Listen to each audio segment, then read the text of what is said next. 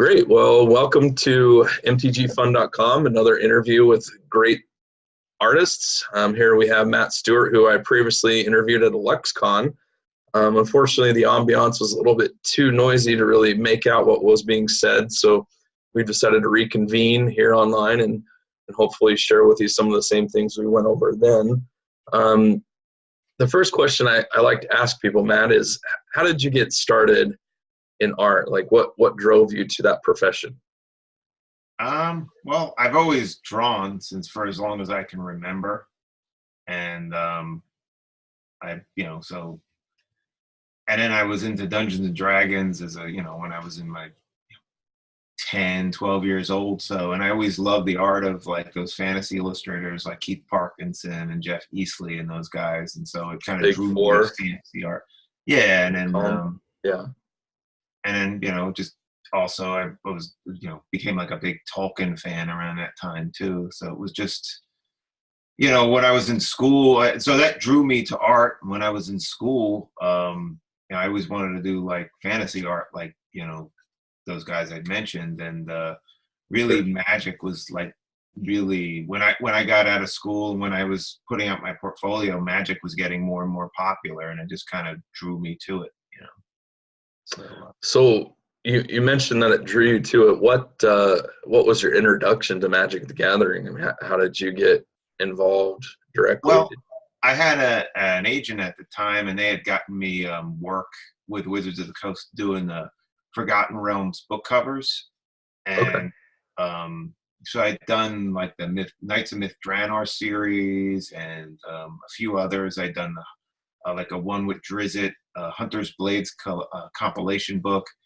And very popular character. Yeah, at Wizards of the Coast, everybody, the art directors see all the other art coming out and everything. So it's like at the time, Jeremy Jarvis was the art director, and he contacted me and asked me if I wanted to do some magic art. And I was like, sure.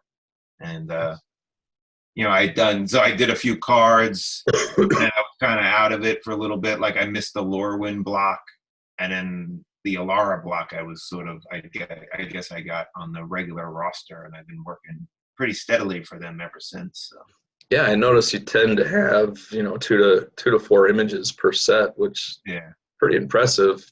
Do you find it's hard to meet those deadlines that they give you for, how much time do you usually have between sets to create these images and get them out? It's gotten more, I don't have trouble meeting the deadlines, but it's gotten more busy because it's sort of like the waves sort of like overlap, or not overlap, but like meet each other a lot more. Or years ago, it used to be you'd have seemed like you had like a week or two between the deadline of one wave and then the commission date for another wave, and it seems like it's like they're right on top of each other, which as a freelance illustrator is great. You love it. You're never, you always have something lined up, and being a freelancer, it's always you're always trying to make sure you have the next job lined up. So you don't really have to worry about that, but it's also like, sometimes you want to do other things and paint other things, and it's like, well, you have to fit it in between the stuff that pays your bills, Sure. Makes sense. Like this piece behind you was a personal piece you mentioned before we started the call. Do you want to tell us a little bit about how you were able to fit that in between deadlines? It's called Teeth of Skada the Worm, and it actually comes from the Lord of the Rings, the appendices, that there was a hero named Fram, and he kills a dragon named Skada, and he takes the teeth and he gives it to the dwarves who had a claim on the treasure of the dragon, and the dwarves end up murdering him and stuff. It's just a story in the history of the Rohirrim, the Rohan characters, and and it's told in the tapestries when Gandalf and Aragorn and Gimli and Legolas go to the hall. It's the story is seen in the tapestries. I thought it was a kind of just a cool story to. Very very cool. So. Yeah, it's a beautiful piece. Now, why don't you tell us a little bit about your process from inception when you're given an assignment through the creation? Yeah. How does that typically go for you? What do you mean, like the process, how a commission happens, or? Yeah, so like when Wizards assigns you a piece, what's the process from there? Like, Um, well, well, first off, they send you like an art description telling you, what's in the piece, what they want. It's usually they tell you the color, the mana. They give you like a working title, whether it's a creature or a spell, and it's usually a paragraph or two describing the scene. And so then when I get that, what I'll do is I'll do thumbnails, just little ideas of how I'm gonna, how I'm gonna compose the scene, because composition is really important because it has to make sense at 1.5 inches by 2 inches. So it right. can't be, how are you going to juggle all the information that you want to communicate in a scene? So I'll do thumbnails. I usually work in like a sketchbook that's like a tone paper sketchbook. And I think I might have like some. Do you have like a set number of typical thumbnails you'll produce for one piece? Yeah, no, I mean, not usually. I just have like, I'll just have a page. Looks like something like that, Oh wow, yeah, you know, very cool. and like I'll just work on that until I come up with something I like. And then usually what I'll do is I'll like scan it in to a Photoshop, and I'll just keep developing it from there. I used to do a lot of my sketching almost purely traditionally, but I've kind of switched to Photoshop just because it allows me to really work with value and push backgrounds and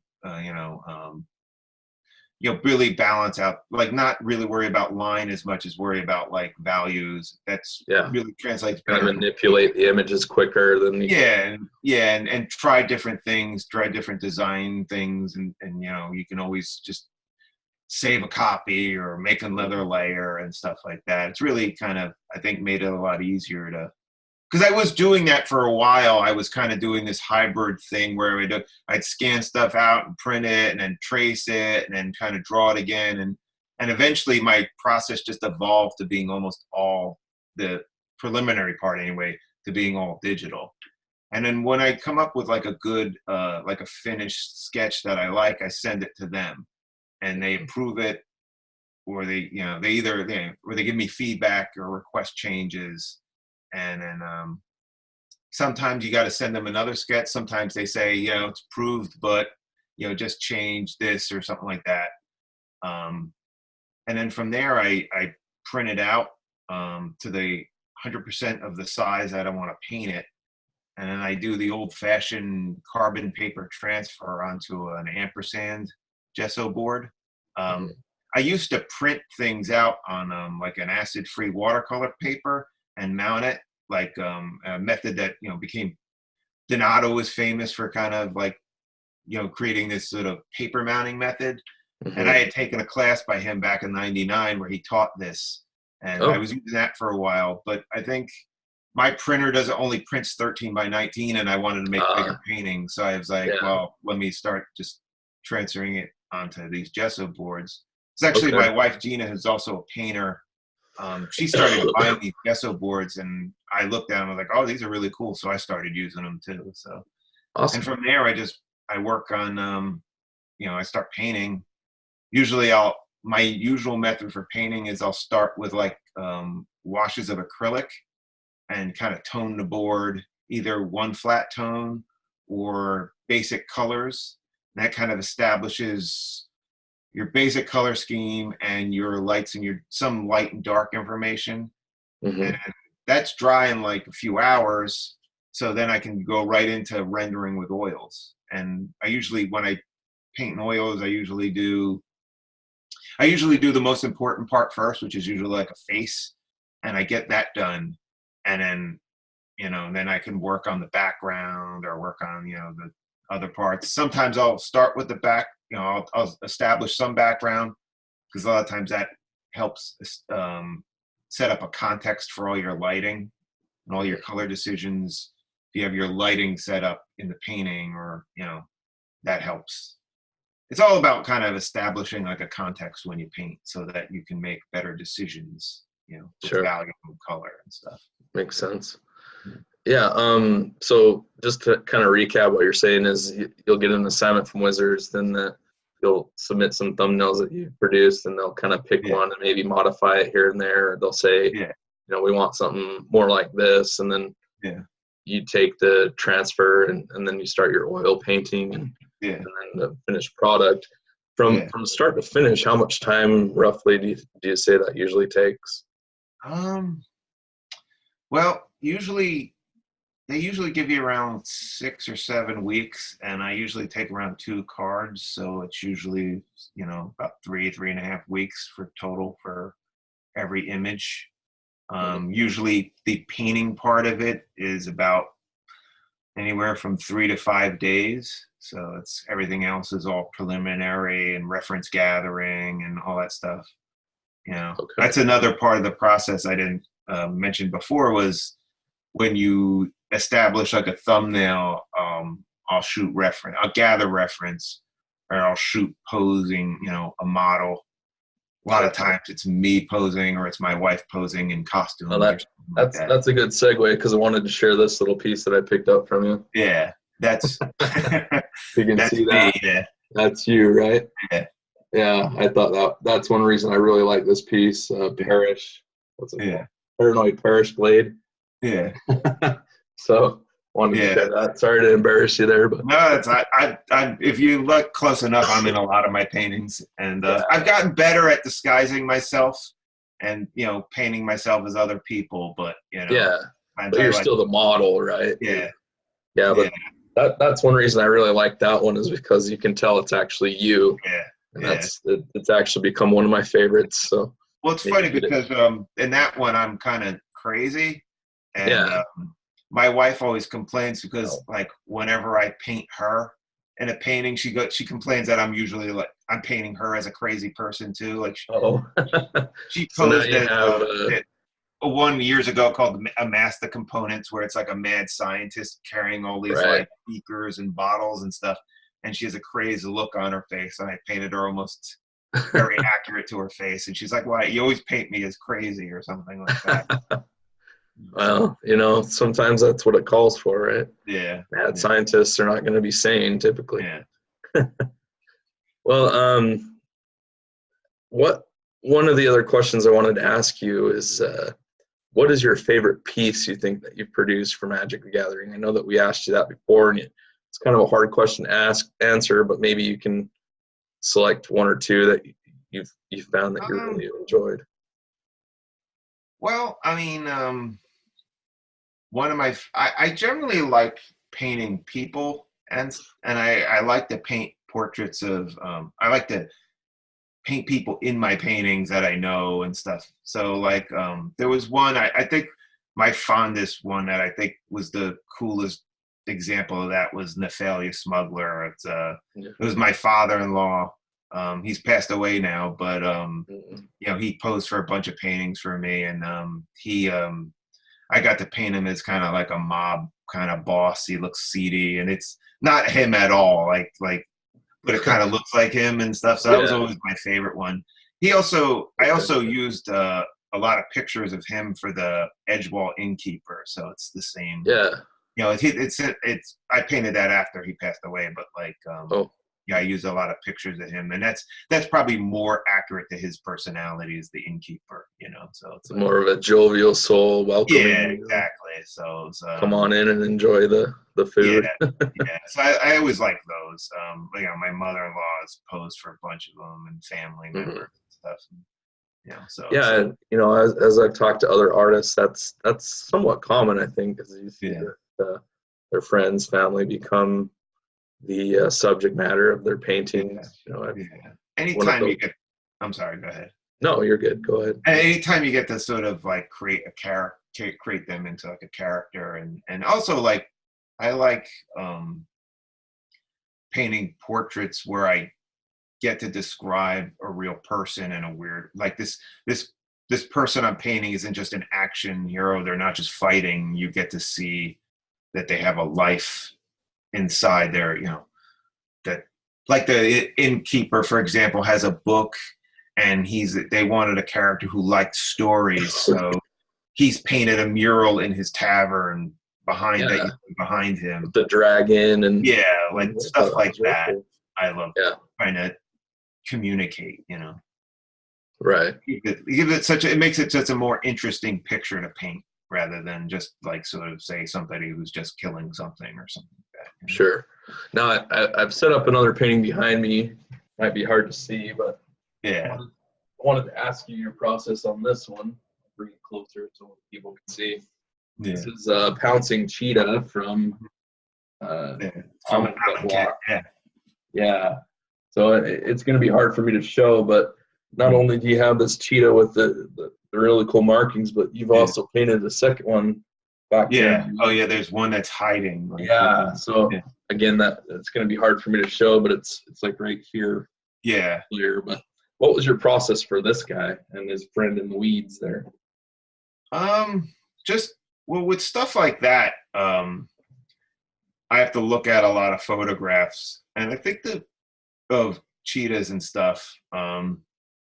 I think with that one, it was just picking a pose that kind of gave, the cheetah's about to pounce or about to, Yeah, yeah, it looks like it's and so poised you have to just look at a lot of movement of, again, or poor light quality, but yeah.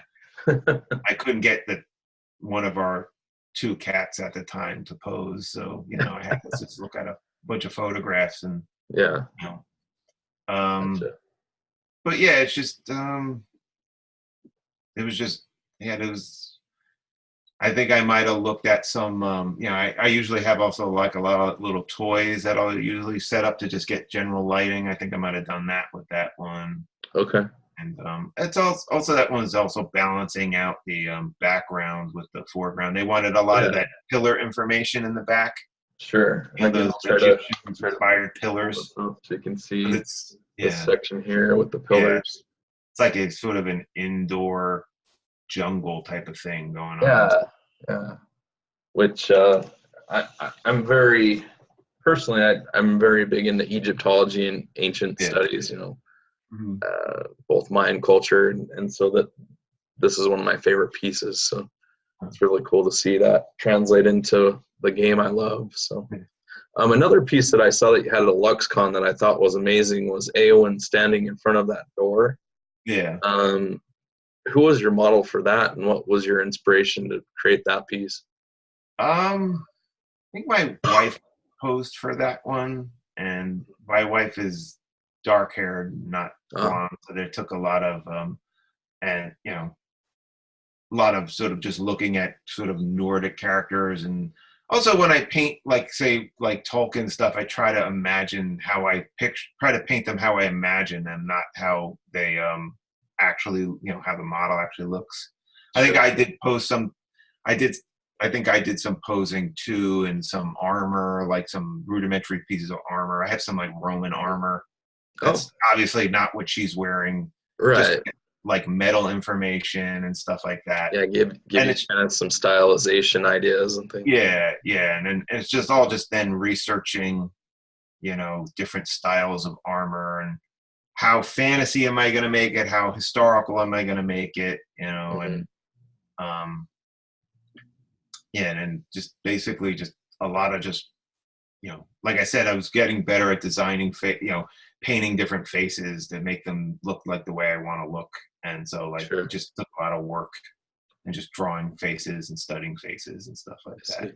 Yeah, I mean, I'll see if I can't edit in a copy of that when I Yeah. produce the final video here. But I thought that was a rather impressive piece that I wanted to share.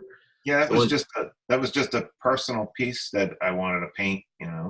I had the idea that it's the scene where they leave, where they're riding towards Dunharrow, I think, and then she's left as sort of the regent of the hall.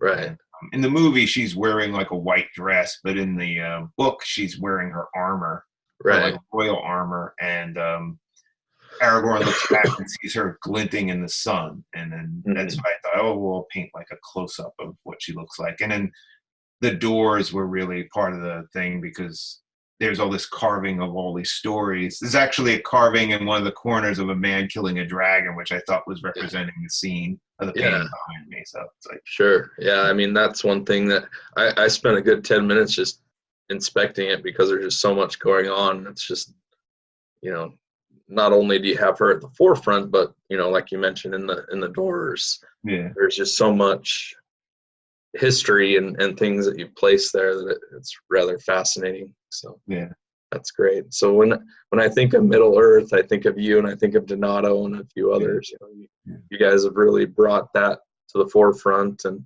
yeah. really made that Well, it was part always of a, your mythos kind of thing. yeah. What was Well, I that? grew up getting Tolkien calendars and buying all the Ted Nasmiths and the John Howes and the Alan Lees, and then seeing Donato's stuff and all that, you know, Yeah, all those yeah. guys are, I'm sure it's great inspiration. and the Brants too. I want to mention them. They were a big influence on me as well. So, Sure, absolutely.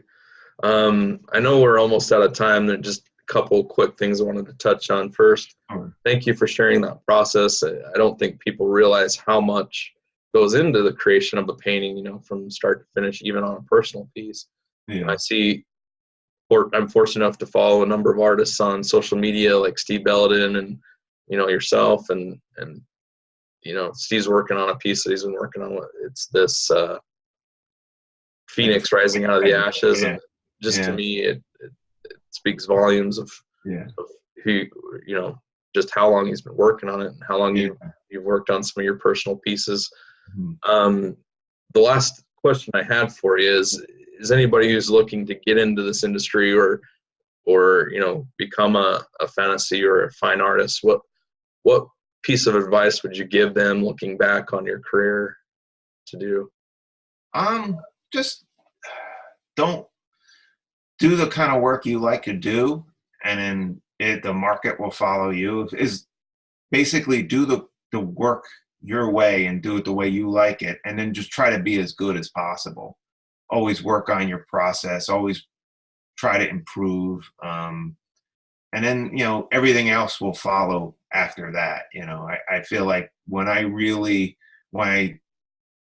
just tried to drill down and really become like a really good painter, then that's always kind of the thing that's taking care of me getting work and things like that. It's not so much about making a splash and getting attention, drawing, especially nowadays where so many people seem to be about drawing attention to themselves. It's just for the attention's sake. It's just being good at what you do is like, and I don't want to sound like, well, I've achieved like being good. Like I always look at all I got to do is go to a museum and remind myself how much better painters can be than me. Sure. So, like, and that was always Yeah. something I did. Going to school in New York, I used to go to the Met a lot, and I learned so much from just looking at paintings. That Yeah. may be another piece of advice is whenever you have an opportunity to look at paintings, especially as a traditional painter, go to look at paintings. I mean, I learned as much from the Met as I did in art school. So Really? just Wow. really just concentrating on your craft and working hard on just getting better is just the Sure. most important thing. Everything else follows that. Yeah, like anything, it's not an easy path to follow. You know, it takes time, I'm sure, to, you know, I know Yeah. with my career in But real I estate, mean, you know, you have to be persistent too. I mean, I graduated art school in '99, and I didn't really get my first illustration jobs till 5 or 6 years later. And I felt like, I wasn't ready to compete when I got out of school. I mean, I was good for school, but not good for the yeah, market, good enough I wasn't consistent enough to do work on a deadline. And I just had to work hard at night and get better and keep producing samples. And then, what was your got bridge between those two, you know, for that 5 or 6 years? I What were I you? framed pictures. I Oh, actually found a good job working for a custom framer, hmm. and it was just me and him. His name's Art Forster, and I worked in Wayne, Pennsylvania, and then I learned a lot about framing pictures, which helps me now too. Yeah, But it was a good job to pay the bills while I was working on my samples and my first commissions. So hmm. Yeah. So that's great that you were able to find a job pretty yeah, much in the industry. And yeah.